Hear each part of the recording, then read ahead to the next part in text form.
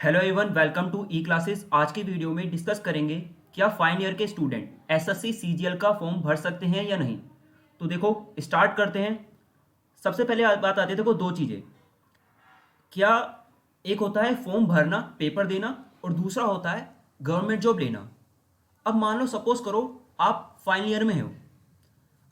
अगर आपका रिजल्ट 23 जनवरी 2022 से पहले पहले आ जाता है तो देखो, आप अप्लाई भी कर सकते हो, गवर्नमेंट जॉब भी ले सकते हो, उसमें आपको कोई प्रॉब्लम नहीं आएगी अगर आपने पेपर निकाल दिया तो। अब दूसरे नंबर पे बात आ जाती है कि अगर आपका रिजल्ट 23 जनवरी 2022 के बाद आ रहा है तो हम क्या करेंगे। तो देखो क्या है, इंस्टाग्राम पे मुझे बहुत से बच्चों ने मैसेज करा है कि सर मेरा रिजल्ट मार्च में आ रहा है, कोई कह रहा है सर अप्रैल में आ रहा है, कोई मई में कह रहा है। तो देखो, अब इस बात को समझ लो, अ, कैसे तुम्हारा रिजल्ट क्या क्या मैटर करता है। मान लो, सपोज करो तुम्हारा रिजल्ट 23 जनवरी के बाद आ रहा है, अब वो कभी भी है वो अलग चीज़ है। देखो, जो एग्ज़ाम फॉर्म की डेट है, नोटिफिकेशन में 23 जनवरी मेंशन है। क्वालिफिकेशन के लिए तुम्हारी जो पेपर की एलिजिबिलिटी होती है उसके लिए 23 जनवरी मेंशन है। अब सपोज करो तुम्हारा रिजल्ट इसके बाद आया। अब जब अपना टायर 1 का एग्जाम देने भरोगे, फॉर्म भरोगे, तो उसमें तुमसे पूछा जाएगा तुम अपेयरिंग में हो या पास आउट हो।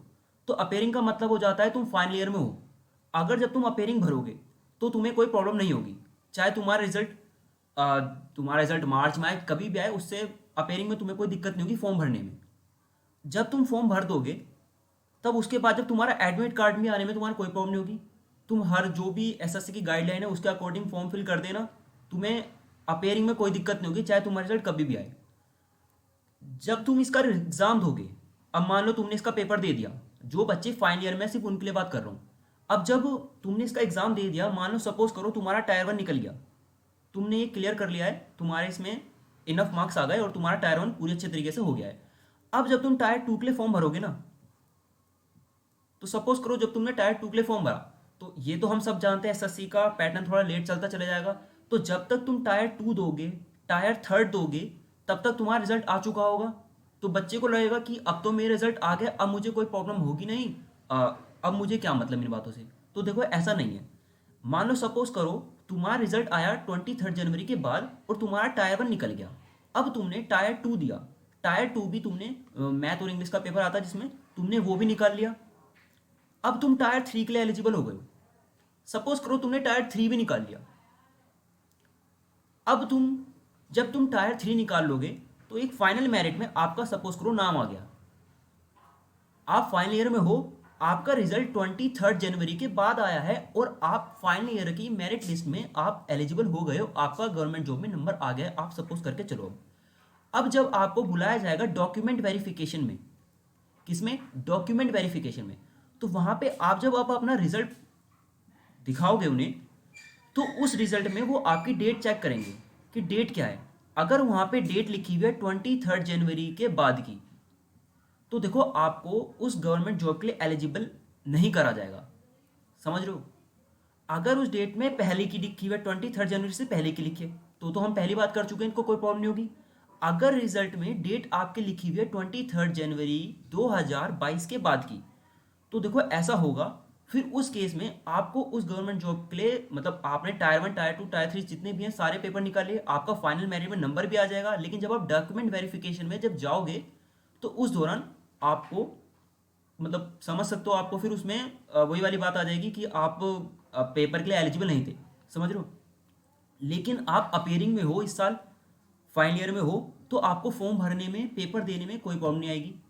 आपको जो प्रॉब्लम आएगी वो आएगी जब जब आपके सारे के सारे पेपर निकल जाएंगे और आप फाइनल ईयर में, फाइनल मेरिट में लिस्टेड हो जाओगे। जब आप डॉक्यूमेंट वेरिफिकेशन में गवर्नमेंट जॉब लेने के लिए आप जाओगे, तो उस दौरान आपका रिजल्ट देखा जाएगा और आपके रिजल्ट में 23 जनवरी 2022 के बाद की अगर डेट मेंशन होगी, तब उस केस में आपको प्रॉब्लम आएगी, अदरवाइज आपको कोई प्रॉब्लम नहीं आएगी। देखो, अब बच्चे कहेंगे कि सर जब मैं अगर फाइनल मेरिट में एलिजिबल होऊंगा ही नहीं तो मैं फॉर्म क्यों भरूं। तो देखो, ऐसा नहीं है।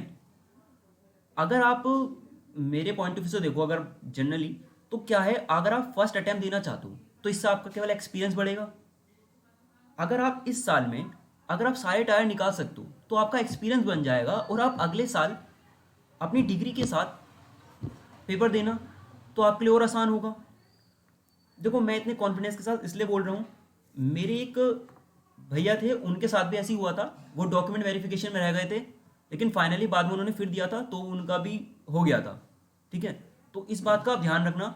आप चाहे, देखो अगर आप अपेयरिंग में हो, फाइनल ईयर में हो, तो कोई प्रॉब्लम है नहीं, पेपर तो आप भर सकते हो, क्योंकि उसमें ऑप्शन आता है अपेयरिंग या पास आउट हो। अपेयरिंग में आप डाल देना तो टायर 1 दे दोगे, एग्जाम भी दे दोगे, टायर 2 भी दे लेना, निकल गया, टायर 3 भी निकल गया। तो उसके बाद जब आप फाइनल मेरिट में जाओगे तो फिर डॉक्यूमेंट वेरिफिकेशन के दौरान आपसे आपका रिजल्ट की डेट पूछी जाती है, और आपके रिजल्ट में ना मेंशन रहती है कि आपकी डेट क्या है। तो उस दौरान आपको मतलब उस लिस्ट से हटा दिया जाएगा, अगर आपका रिजल्ट बाद का होगा तो। नहीं तो आप फिर एलिजिबल हो और आप पेपर दो और आपको कोई प्रॉब्लम भी नहीं होगी। मैं तो ये कहूँगा फर्स्ट अटेम्प्ट है, एक्सपीरियंस के बेसिस पे दे लो, बाकी नेक्स्ट टाइम फिर डिग्री के साथ देना। तो बस यही आपको मुझे समझाना था। 23 जनवरी के बाद की बात है। पेपर तो देखो हर कोई दे सकता है, पेपर देने में कोई प्रॉब्लम नहीं आएगी।